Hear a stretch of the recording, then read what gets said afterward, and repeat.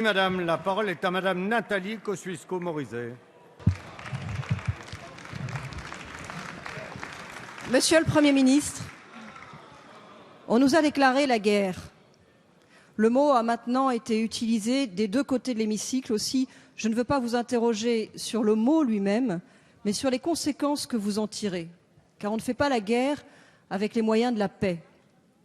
Les attentats en France, en Tunisie, au Koweït ont montré notre vulnérabilité à la menace terroriste. Menace terroriste qui trouve ses bases arrières à l'étranger dans des vastes zones de non-droit. Nos armées sont présentes sur ces fronts, parfois dans des conditions très difficiles, et nous voulons tous ensemble leur rendre ici hommage.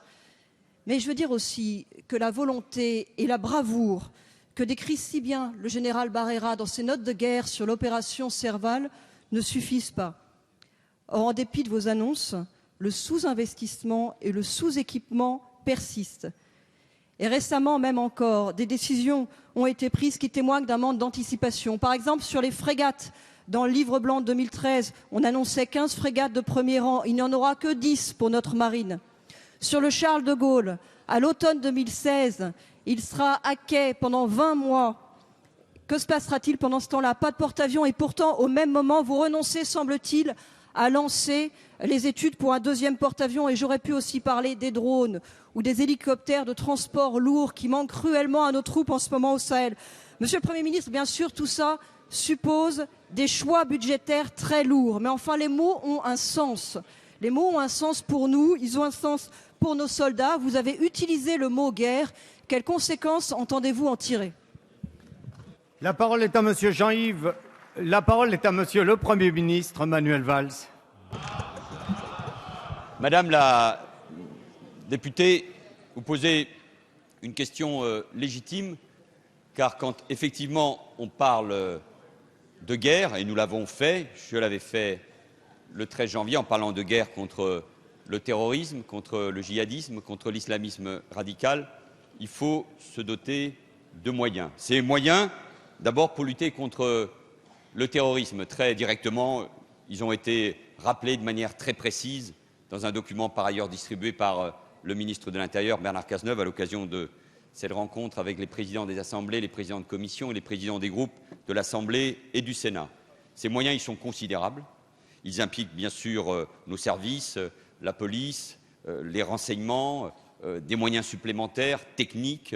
Ils impliquent aussi, je veux le rappeler, nos armées. Dans le cadre de l'opération Sentinelle, ce sont 7000 militaires qui sont mobilisés aux côtés des gendarmes et des policiers et qui surveillent ensemble 5000 sites sensibles, lieux de culte, écoles, services publics. Et c'est là un effort nouveau et considérable à la hauteur, bien sûr, de cette menace terroriste. Moyens, bien sûr, pour le ministère de l'Intérieur, je viens de le dire, mais également pour le ministère de la Justice. Et ces moyens, nous les assumons dans le cadre de notre budget, du budget 2016, et bien sûr, comme ceux qui vont suivre, parce que nous savons que c'est une priorité. Et d'ailleurs, pour ce qui concerne la sécurité, et nous le savons notamment avec Bernard Cazeneuve ou Christiane Taubira, ce sont des budgets prioritaires, et nous avons augmenté les moyens en postes et en effectifs, mais les moyens aussi de fonctionnement pour la police et la gendarmerie, pour lutter contre l'insécurité, pour faire face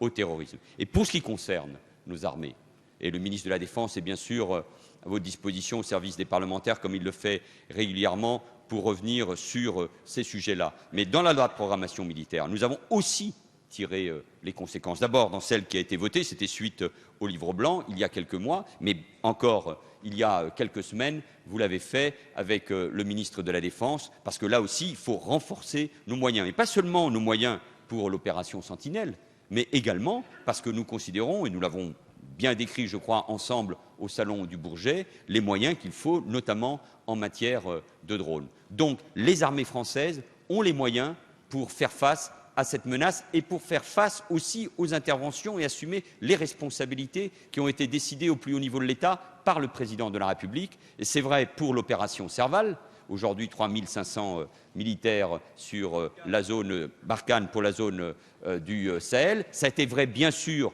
pour l'intervention au Mali, et c'est vrai aussi pour assumer nos responsabilités dans le cadre de la coalition où nous intervenons avec nos Mirage et nos Rafales sur l'Irak pour combattre Daesh. Sur tous ces sujets-là, Madame la députée, travaillons ensemble, ne polémiquons pas sur ces sujets-là, parce que je vous demande d'être cohérente, Madame la députée. Vous ne pouvez pas demander, dans le cadre d'un débat tout à fait légitime pour préparer le rendez-vous de 2017, 100 milliards d'économies supplémentaires, de baisse d'impôts, et nous demander en même temps que tout soit prioritaire, que la sécurité soit prioritaire, que la défense soit prioritaire, que l'école, c'est nous qui le disons, soit prioritaire, que les collectivités territoriales soient prioritaires. Vous nous demandez de faire des économies, vous nous demandez de renoncer à des réformes aussi importantes comme celles concernant les allocations familiales. Alors, Madame la députée, c'est bien de s'intéresser au sujet de défense, mais je vous demande de la cohérence parce que c'est ce que les Français attendent. Merci, Monsieur le Premier